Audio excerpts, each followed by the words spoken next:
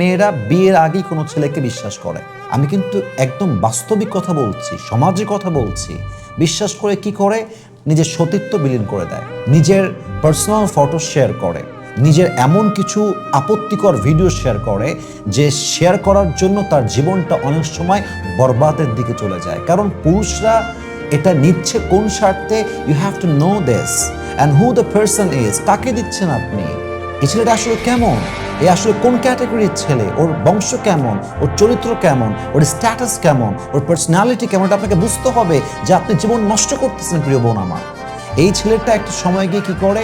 এই ভিডিও নিয়ে ওই মেয়েটাকে ব্ল্যাকমেইল করে। এরকম ছেলে পেলে আছে না নাই? বলেন সবাই, আছে না নাই? অহরহ আছে। কিন্তু মেয়েটা দিয়েছে কেন? বিশ্বাস, ট্রাস্ট, বিলিভ যে আরে এই ছেলেটা তো আমার সাথে বেমানি করতে পারে না, এ তো ভালো ছেলে, আমাকে মন থেকে ভালোবাসে। That is called trust. বিশ্বাস করেছে, ভরসা করেছে। কিন্তু এই ছেলে যে ভেতরে শয়তানি দিয়ে ভরা, এটা মেয়েটা বুঝে ওঠে না। কারণ মেয়েটার সফট কর্নারটাই হচ্ছে এক জায়গায়, সে সহজে বিশ্বাস করে ফেলেছে। এবং এই সহজে বিশ্বাসের জন্য একজন মেয়ের জীবন বিয়ের আগেও নষ্ট হয়ে যায়। এই বিশ্বাসের জন্য একজন মেয়ের জীবন বিয়ের পরেও নষ্ট হয়ে যায়। ঠিক কিনা বলেন?